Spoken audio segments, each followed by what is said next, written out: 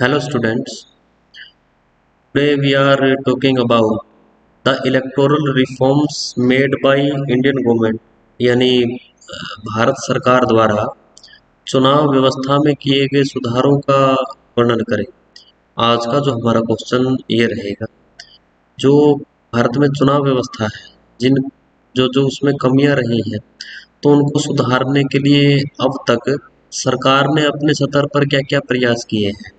Officially सरकार ने क्या-क्या स्टेप्स जो है वो उठाए हैं ताकि चुनाव व्यवस्था को और बेहतर ढंग से जो है वो बनाया जा सके, उसको इम्प्लीमेंट किया जा सके। ओके, तो पहला जो सरकार द्वारा किया गया सुधार है वह राष्ट्रीय सम्मान के अपमान पर अयोग्य घोषित करना। 1971 का एक एक्ट है सरकार का, जिसके द्वारा जो राष्ट्रीय सम्मान है हमारे, जैसे राष्ट्रीय गीत है, राष्ट्रीय ध्वज है, राष्ट्रगान है, संविधान है, अगर इनके अपमान के संबंध में कोई दोषी पाया जाता है, इनके अपमान करने के ऊपर किसी के ऊपर आरोप सिद्ध हो जाते हैं, उसको सजा डिक्लेयर हो जाती है, तो ऐसे व्यक्ति को चुनाव लड़ने के ऊपर बैन है। तो 6 वर्ष तक ऐसे व्यक्ति कोई भी पॉलिटिकल इलेक्शन में पार्टिसिपेट नहीं कर सकता है। तो पहला स्टेप, तो मेजर स्टेप ये उठाया गया है। ओके, नेक्स्ट है प्रत्याशियों के नामों का क्रम निर्धारण। यानी जो पहले तो क्योंकि मत पत्र होते थे, बैलेट पेपर होते थे, लेकिन वर्तमान में ईवीएम है, तो वहाँ पे जो एक सीरियल उनका रहता है, क्रम उनका रहता है कैंडिडेट्स का, तो उसमें जो कुछ चीज़ों को एक किस्म से निभाया जा रहा है, कुछ चीज़ों को ध्यान में रख के वो लिस्ट तैयार की जाती है कि कैसे किसका नाम ऊपर आना है, किसका नाम नीचे आना है। जो शुरुआत में जो नाम उसमें रखे जाते हैं, जैसे ईवीएम में वोटर बटन दबाने के लिए जिस टाइम पे जाते हैं, तो पूरी जो लिस्ट वहाँ पे ईवीएम मशीन में मिलती है, जो उस लिस्ट में सबसे ऊपर नाम होते हैं जो मान्यता प्राप्त राजनीतिक दल होते हैं। ध्यान रहे, मान्यता प्राप्त दो प्रकार के राजनीतिक दल हैं, राष्ट्रीय राजनीतिक दल और स्टेट लेवल पॉलिटिकल पार्टीज यानी राज्य स्तरीय राजनीतिक दल। तो सबसे पहले उन प्रत्याशियों के नाम उसमें रखे जाते हैं। उसके बाद जो पंजीकृत गैर मान्यता प्राप्त राजनीतिक दल होते हैं, यानी ऐसे राजनीतिक दल जो चुनाव आयोग में रजिस्टर्ड तो हैं लेकिन उनको रिकॉग्निशन नहीं मिली है। यानी पहली जो दो लिस्ट आई है, नेशनल लेवल की पॉलिटिकल पार्टीज और स्टेट लेवल की पॉलिटिकल पार्टीज, उसमें उनका नाम नहीं है। तो उसके बाद फिर उन कैंडिडेट्स के नाम होते हैं, और फिर जो तीसरे नंबर पे होते हैं इंडिपेंडेंट, जितने भी कैंडिडेट होते हैं, जो स्वतंत्र उम्मीदवार, आज़ाद उम्मीदवार होते हैं, उनके नाम होते हैं। और सबसे नीचे जो है नोटा का जो नाम होता है, नन ऑफ द अबो लिखा गया होता है। जो तो ये जो पूरा क्रम होता है उसका उसको ढंग से जो हो वो सरकार के द्वारा निर्धारित किया गया है। नेक्स्ट है जमानत राशि में बढ़ोतरी। तो ये धीरे धीरे जो जमानत राशि में बढ़ोतरी है, ये समय समय पर होती रहती है। एट प्रेजेंट की यदि हम लोग बात करें, तो जो संसद के चुनावों में जो जमानत राशि है, सामान्य वर्ग का जो उम्मीदवार है, जनरल कैटेगरी का जो कैंडिडेट है, उसके लिए 25,000 होती है, 25,000 रुपये होती है। और जो रिजर्व्ड कैटेगरी का कोई भी उम्मीदवार है यदि संसद के इलेक्शन में, तो उसके लिए जो सिक्योरिटी मनी है वो 50% हो जाती है, यानी 12,500 रुपये। 25,000 के 50% जो रह जाती है, 12,500 रुपये उनकी हो जाती है। यदि हम लोग विधानसभा चुनावों की बात करें, तो वहाँ पर जो सामान्य वर्ग के उम्मीदवार होते हैं उनको 10,000 रुपये जमा करवाने पड़ते हैं, और जो रिजर्व कैटेगरी के कैंडिडेट्स होते हैं उनको उसका 50% यानी 5,000 रुपये जमानत राशि के रूप में दिए जाते हैं। तो ये सरकार निर्धारित करती है, और धीरे धीरे जो है इसमें समय समय पर, जैसा मैंने बताया, इसमें वृद्धि होती रहती है। तो एक स्टेप सरकार ने ये लिया है, यानी अगर कोई कैंडिडेट छठा भाग टोटल वैलिड वोट का प्राप्त नहीं करता है, तो जो ये जमानत राशि होती है ये फिर जो है उसकी वापस नहीं लौटाई जाती है। कि बहुत सारे अनसीरियस जो कैंडिडेट्स होते हैं वो इलेक्शन में पार्टिसिपेट कर देते हैं, तो उनको रोकने के वजह से हर इलेक्शन में जो चुनाव आयोग उसने जमानत राशि का ये प्रावधान किया है तो गवर्नमेंट की इंस्ट्रक्शंस के बेस पे ही ऐसा हो पाया हो। एक चुनाव सुधार क्या हुआ है, प्रत्याशी के प्रस्तावकों की संख्या में वृद्धि। यानी जब भी नॉमिनेशन पेपर फाइल करने के लिए कैंडिडेट जाता है, तो जो भी सक्षम अधिकारी होता है वहाँ पे, तो जो मान्यता प्राप्त राजनीतिक दल होते हैं उनके कैंडिडेट केवल एक वहाँ पे प्रस्तावक चाहिए होता है। लेकिन जो गैर मान्यता प्राप्त राजनीतिक दल होते हैं, वो 10 जो प्रस्तावक होते हैं की नीड पड़ती है। यानी और जो प्रस्तावक होते हैं वो वोटर के रूप में होने चाहिए। यानी जो भी कॉन्स्टिट्यूएंसी से इलेक्शन हो रहा है, तो उसी निर्वाचन क्षेत्र के जो मतदाता हैं, एक मतदाता तो चाहिए जो मान्यता प्राप्त राजनीतिक दल है उनके लिए, और बाकियों के लिए 10 वोटर जो है वो प्रस्तावक के रूप में वहाँ पे होने चाहिए। ठीक है, तो ये भी जैसे जो अनसीरियस कैंडिडेट्स हैं की ज़्यादा संख्या ना बढ़ने पाए, तो उनको किसी न किसी आधार पर एक स्क्रीनिंग एक किस्म से हो जाए। तो उसमें किसी ने कैसे भी करके उन तो जो टोटल कैंडिडेट्स की संख्या है कुछ हद तक रुक जाए, तो इसी वजह से ये प्रावधान लागू किया गया है। ओके, नेक्स्ट जो रिफॉर्म्स किया गया है वो अधिकतम 2 क्षेत्रों से ही, यानी कोई भी नेता केवल कोई भी कैंडिडेट केवल दो अधिकतम 2 जगह से ही वो इलेक्शन लड़ सकता है। चाहे वो संसद के इलेक्शन हो, चाहे वो राज्य विधानसभाओं के इलेक्शन हो, चाहे वो पंचायती राज के इलेक्शन हो। पंचायती राज के इलेक्शंस में ऐसा नहीं होता है। तो इन इलेक्शंस में कोई भी कैंडिडेट केवल अधिकतम 2 सीटों से ही इलेक्शन लड़ सकता है। अब आप इसे समझिए आप, जैसे प्रधानमंत्री मोदी 2014 का जो इलेक्शन रहा इन्होंने 2 सीटों से इलेक्शन लड़ा। अब क्योंकि 2 से ज़्यादा 3 सीटों से जो रिप्रेजेंटेशन है वो कर नहीं सकते आप, रिप्रेजेंटेशन तो एक से ही कर सकते हैं, लेकिन चुनाव नहीं लड़ सकते हो। तो इसलिए उसके ऊपर बैन लगाया गया है कि ताकि जो अंकुश है पैसे की के खर्च में, उसके ऊपर कहीं न कहीं जो हो एक बैन लगाया जाए कि जो पैसे का खर्च ज़्यादा होता है, पब्लिक को जो हो कम परेशानी हो। तो 2014 में नरेंद्र मोदी वाराणसी से लोकसभा का चुनाव इन्होंने लड़ा, और वडोदरा गुजरात से इन्होंने लोकसभा का इलेक्शन लड़ा। तो क्योंकि एक ही से रिप्रेजेंटेशन आपका हो सकता है, तो फिर उन्होंने वो सीट तो खाली कर दी वडोदरा की जो सीट थी, और फिर जो वो वाराणसी से ये एमपी के तौर वर्तमान में भी वहीं से है। तो ये जो प्रोसेस है सरकार ने, चुनाव आयोग ने, तो इसकी एक ये भी डिसाइड कर दिया है कि अधिकतम आप केवल 2 सीटों से ही आप चुनाव लड़ सकते हो, 3 सीटों से नहीं लड़ सकते हो। पीछे आपने देखा राहुल गांधी ने भी 2 सीटों से इलेक्शन लड़ा था। बहुत सारे जो नेता होते हैं 2 सीटों से इलेक्शन जो है वो लड़ते हैं। नेक्स्ट इसमें आता है प्रत्याशी की मृत्यु होने पर चुनाव रद्द नहीं। पहले इलेक्शन जो वो रद्द कर दिया जाता था, स्थगित कर दिया जाता था, लेकिन वर्तमान में ऐसा नहीं किया जा रहा। अगर इसमें 2 तरीके के प्रावधान है। अगर मान्यता प्राप्त राजनीतिक दल के किसी कैंडिडेट की डेथ हो जाती है, तो उसमें तो जो इलेक्शन कमीशन है इसके रिगार्डिंग जो भी उसका नोटिस आता है, तो उसके 7 दिन के अंदर कैंडिडेट जो अल्टरनेट कैंडिडेट है, नॉमिनी वगैरह मान लो, तो उसको उसका नाम दिया जा सकता है। लेकिन अगर किसी इंडिपेंडेंट कैंडिडेट की डेथ होती है, तो उस स्थिति में इलेक्शन रद्द नहीं किया जाता है। ओके, नेक्स्ट जो व्यवस्था में सुधार किया गया है, उपचुनाव के लिए समय सीमा निर्धारण। यानी जो बाई इलेक्शन होता है, ध्यान रहे बाई, जैसे हम लोग 5 साल के लिए एमपी या एमएलए को चुनते हैं, जो 5 साल से पहले यदि किसी कारणवश वो सीट खाली हो जाती है, तो बचा हुआ जो कार्यकाल होता है उसके लिए जो इलेक्शन होता है उसको उपचुनाव कहते हैं, उसको बाई इलेक्शन कहा जाता है।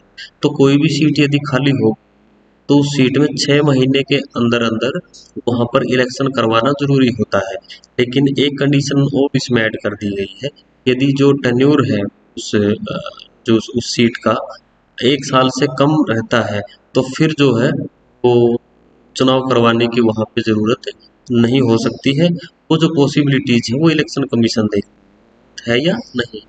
मतदान के लिए कर्मचारियों अवकाश की व्यवस्था, यानी जिस दिन जो वोटिंग डे होता है उस वोटिंग डे पे जो भी इम्प्लॉइज होते हैं, चाहे वो गवर्नमेंट एम्प्लॉई है, चाहे वो प्राइवेट सेक्टर के एम्प्लॉइज हैं, तो उनको उस दिन हॉलीडे उनका माना जाता है।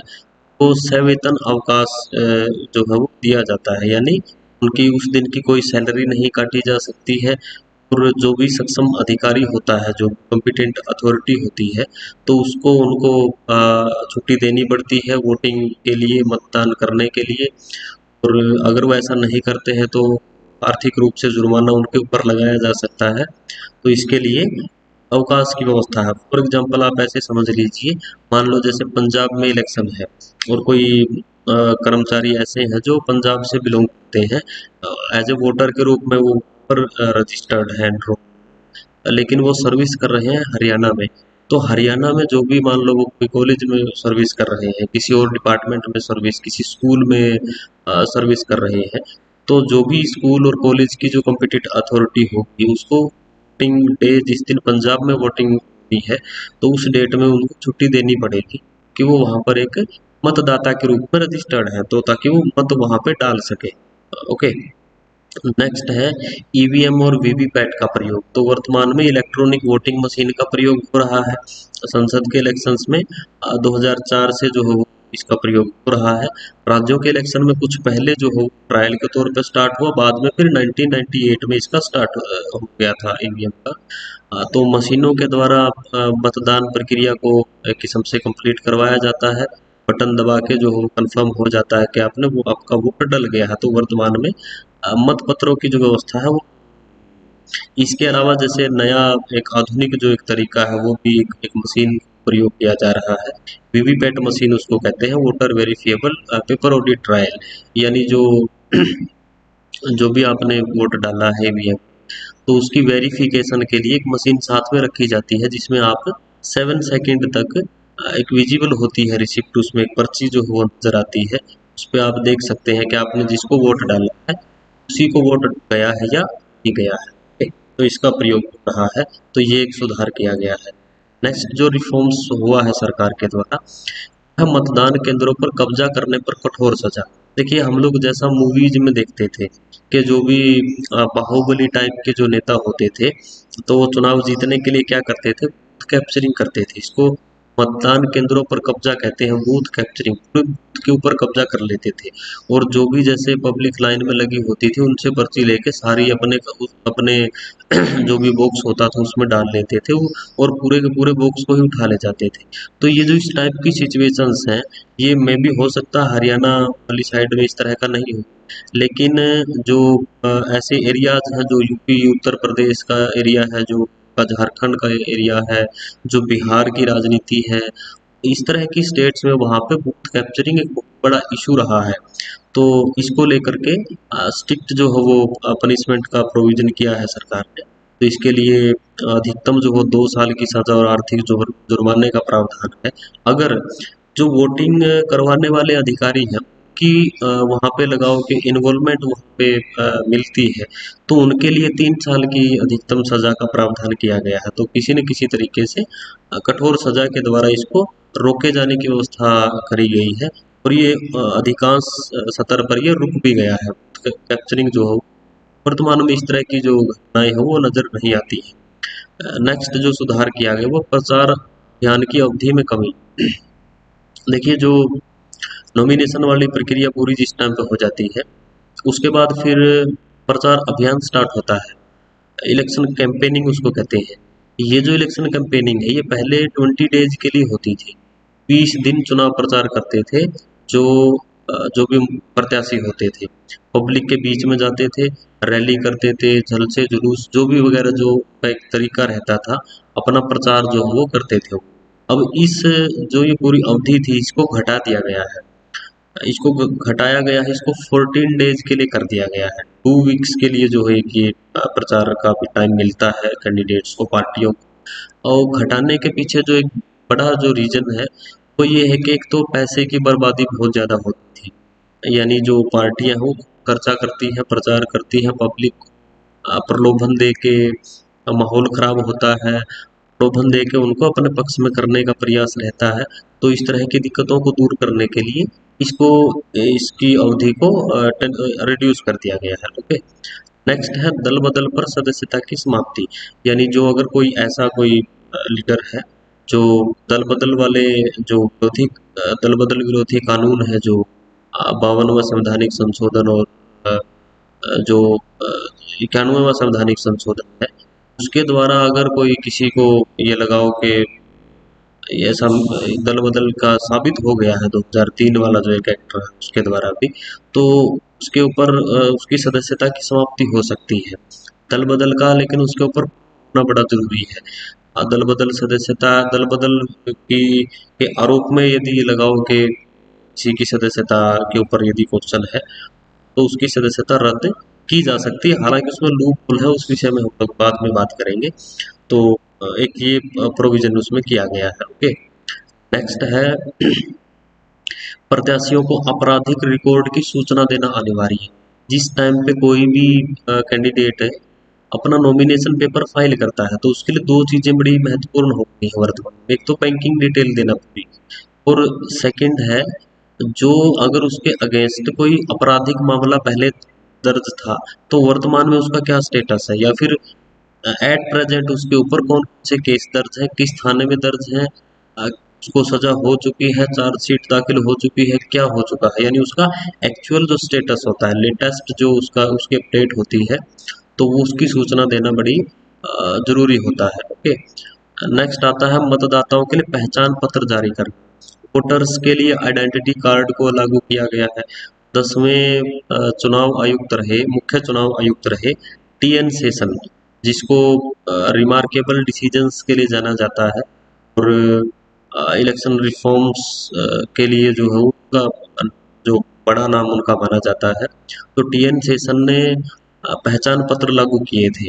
अब इस पहचान पत्र में जो वोटर कार्ड है वो तो है ही सबसे मेजर जो आइडेंटिटी कार्ड है चुनाव के लिए।